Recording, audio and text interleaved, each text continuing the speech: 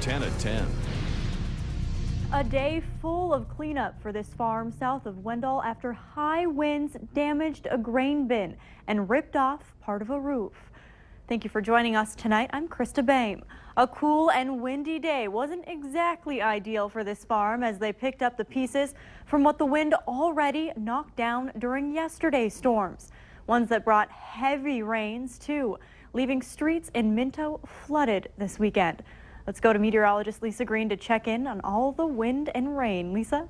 Thank you, Krista. That's right. We did see quite a bit of wind today following those big storms. Those big storms brought us some heavy rain in a short amount of time. And then in the Northern Valley, the rain just kept falling on some places, and places like Minto and just to the north or east rather of Grafton. 7 inches of rain reported with this system. That is a lot of rain for the passing of one system. I know a lot of people wanted some rain, but maybe not in that short amount of time. In Kennedy, Minnesota, a little over 5 inches. In Grand Forks proper, about 3.5 inches, a little over that. And we had some flooding in the Grand Forks area on Saturday.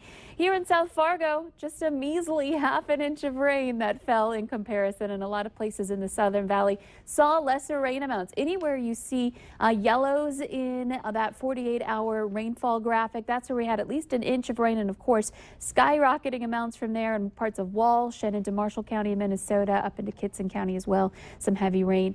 And then today, once those storms passed, we still felt the wind associated with this system that created them. Winds peaked in the 40s in a lot of places, but some 50s. Even last night, Jamestown had a peak wind gust of 60 miles per hour. The winds have since started to relax. Still some places where we're gusting in the 30s.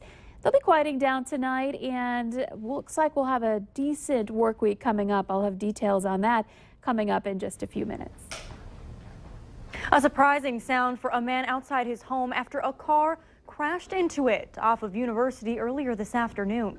The accident happened around 2:30 when a car turning on University Drive was hit by another car traveling west on 11th Avenue North. The impact of that collision caused the car to hit a home off the corner of the accident. It left a hole right under the porch.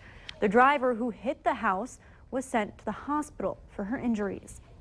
I was outside in my car and I looked up when I saw it, and I saw the car just go straight into the corner. Police say the driver that hit the car that crashed into the home was cited for disobeying a flashing red stoplight. And we now know the name of the 41-year-old woman who was lying in the middle of the road when she was hit and killed by a car. Investigators say April Koontz was wearing dark-colored clothing when she was hit by a car near Amaretto, North Dakota. George Murray was driving the car and couldn't see her. Troopers say they don't know why she was lying in the road. 10 at 10 continues with quick thinking and gut instinct getting the credit tonight as the 3 Americans who helped tackle a gunman on board a Paris-bound train described in detail how they were able to subdue the attacker. Tonight we know his name, but with each new piece of the puzzle, there are more questions. Known to European authorities, French officials were warned last year about possible extremist ties. The man tied up and stripped of an AK-47, a pistol, a blade, and a bag of ammunition by 3 Americans Friday is Ayoub El-Kazani, Belgium's chief prosecutor told NBC News, a 26-year-old from Morocco who had lived in the Spanish port city of Algeciras with his parents. He played football, he went fishing, he was a normal kid, this imam said. He prayed at all the mosques. Spanish authorities say El-Kazani was arrested at least once for drugs, and French officials were warned about alleged ties to Islamic extremists last year. He was also known to authorities in Belgium and Germany. Today, a lawyer who represented El-Kazani during his first few hours in police custody says he swore he's not a terrorist and claimed he only wanted to rob passengers on the train after finding a bag with the guns in a park. U.S. Airman Spencer Stone was the first to tackle the gunman.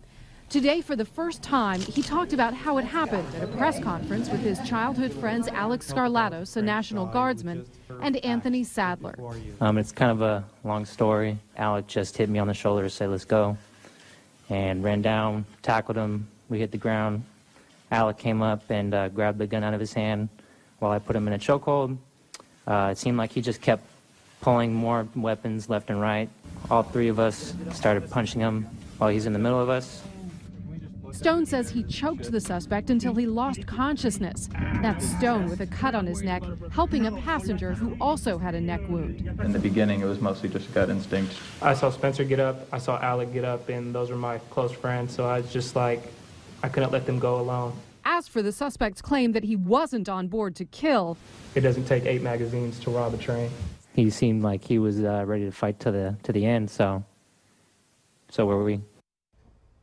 Today, security was stepped up in trains across Europe as the investigation expands into Spain and Belgium. And if your phone or iPhone 6 Plus photos have been coming out a little blurry, it might not be your fault. Apple is recalling a batch of iPhones over a defect that causes them to take blurry pictures. The problem is with the iSight camera.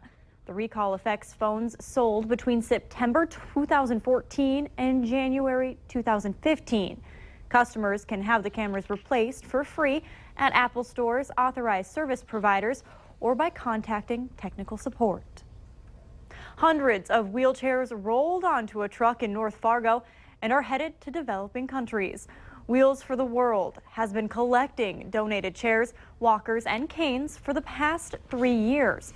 The more than 200 chairs were collected and put in storage until today. With the help of Concordia College football players, they will first be shipped to inmates in a Kansas prison, where the wheelchairs will be refurbished before being flown to those who need them in foreign countries. And Lauren Peterson shared these photos with us. If there's any photos, events, or stories you'd like to share, just search Valley News Live, like our page, and let us know.